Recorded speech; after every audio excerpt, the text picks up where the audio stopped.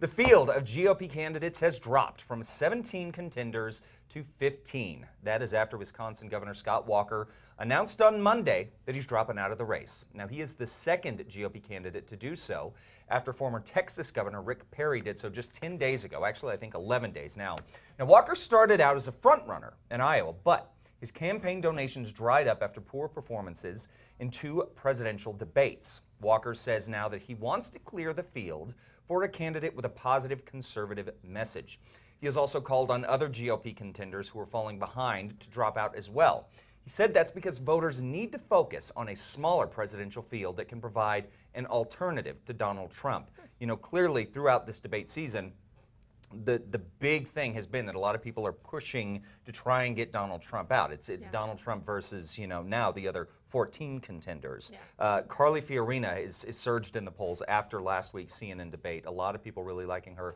Ben Carson's still really high up there. Jeb Bush continues to drop down. He's just kind of not showing up. I don't know if it's the weight of the fact that his father, his brother have been under there, and he's just kind of cracking under the pressure, or what's going on. But I think that it's noble of Scott Walker to do this. He recognizes that he really does not have a chance. The chance of getting less and less. He's got less than 1% of the support after the CNN. Shows that he cares for the job. He cares for the job. And, you know, as we talked about with Joe Biden a couple weeks ago on Stephen Colbert, he says, you've got to be 110% behind this. You've got to be willing to do it. And if you can't, you really should not be doing the job. So my hat's off to Scott Walker for saying, you know what, I want to put my energy behind getting someone that represents the party. You know, he's putting his ego, you know, to the side and saying, let's do this for the greater good and ultimately for the greater good of America. You know, that's what they're wanting. So, you know, we'll see. This is now we're going to start seeing the trickling off of some of those other supporters. You know, we'll see how long Santorum, how long Bobby Jindal stays on, and we'll really kind of, you know, I'm curious to see what's going to happen with Fiorina surging in these polls. So keep an eye on it. All right, switching gears, things got a little heated down in Pueblo, Colorado this weekend. Musso Farms held their first ever Don't Fear the Reaper chili eating contest. The first round started with the Pueblo Dynamite chili, which they had to eat in 1 minute and have nothing to drink for another minute. Round 2 meant it was time to face the Musso Reaper chili. Side effects of the Reaper include drooling, vomiting, and walking around deliriously. It is 2 million Scoville heat unit on the Scoville scale, compared to a jalapeno that is about 7,000. After winning the contest, Samuel Archuleta said, quote, "Things aren't as hot to me as they are flavorful. The Reaper tasted to me more like a sweet bell pepper kind of taste." He even went it back in for not seconds, not thirds, but fourths. So a jalapeno on this Scoville scale, which I think jalapenos are super hot, is a 7,000. This Reaper chili, 2 million. And this guy's just like, I'll have 4 of them. Because he has burned off every taste bud. In the interview, you could tell that his tongue was a little bit numb. Talking like that? Yes, a little bit. Just bring them on. Just keep bringing them. This is so good. I could never do it. No way. Look, I like my spicy. I like jalapenos. I like spicy food, but there reaches a point where it's kind of like with cameras, right? You reach a point where the megapixels that you have, it's just too much. It's okay, now we're just bragging, okay? It's not going to do any good. You're going to set yourself on fire. You saw the guy, he had latex gloves. He's like, bring him up. He can't touch him, but he can eat him. Yes. That's a little too much for me, but hey, no more way. Power to you, buddy. Congratulations, Samuel. That's right, congratulations. More power to you. All right, well, guys, tomorrow we will be saying so long, summer. The fall equinox happens tomorrow, and with the changing of the seasons, it may be time to change up your health regimen. Now, it may sound obvious, guys, but get outside. Besides enjoying the cooler weather, you'll have your mood boosted by the light, and that's according to Harvard Medical School. In addition, researchers suggest that the outdoors may help with concentration as well. Besides that, the season, great time to take your workout outdoors. Take a hike, play in the yard, get some extra activity in by simply going for a walk. And enjoy pumpkins, fruits, vegetables of the season.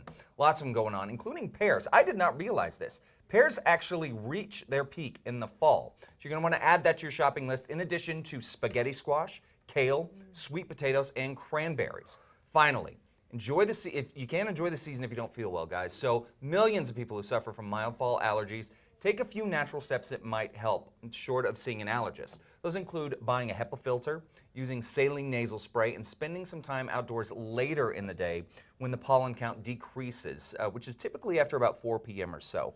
Okay. So, you know, right now, honestly, this is one of my absolute favorite times of year in New Mine Mexico. too. You know, the spring, it's getting warmer, but it's so windy, right? Yeah. So we get those more temperate, the temperate climate that I love, and you know, the high desert without having the wind. And there's so when much I to woke do. up this morning, it felt like fall. So Like maybe great. it's because the rain or something, and I was like, yes, Yeah, I love fall. it felt so but as nice. you're naming all of these ingredients, I just keep thinking of Thanksgiving, and I'm getting more and more excited for Thanksgiving and Yeah. eating. Yeah, That's all I'm excited absolutely. for. Yeah. I love the fall. All right. Well, I also love. Are you a fan of Las Vegas? I like going to Las Vegas. Are you a fan of Wayne Newton? Yeah. No, of course not. Okay, well, iconic entertainer Wayne Newton opened up his childhood home as a glitzy Wayne Newton Museum. The famous crooner opened his showbiz and Whoa. personal life up to the public, turning his 52-acre estate named Casa de Shenandoah into a tourist site filled with cars, costumes, and memorabilia, all selected by Mr. Vegas himself. The museum also houses his exotic animal collection, including Arabian horses and capuchin monkeys. And the singer's biggest fans can opt for the VIP package featuring Newton as a tour guide. Wow. Newton lived in the house for 45 years and moved out in 2013. Tour prices start at $35 with proceeds going to the charity Opportunity Village. So, I mean, he's doing it for a good cause. I think that's pretty cool. That's great, Like, yeah. if you're a fan of Wayne Newton, You know, honestly, and they had a picture of it in there. He had a small part as himself in Vegas Vacation.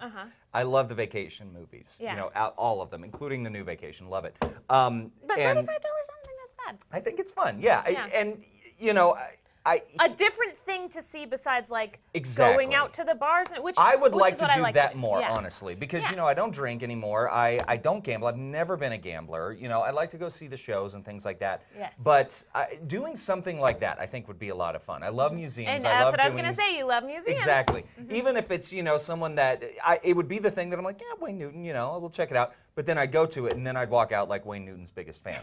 You know what I mean? Yeah, it would just be totally. so fun. And it's Especially all if you for get the charity. guided tour. Yeah. I wonder how much the guided tour by Wayne Newton is. I'll look it up. Yeah, look it and up. I'll let you know. Now I'm curious. Maybe that's what I'll do. Oh. I'll go to Vegas just for the That's your Wayne new Newton thing? experience.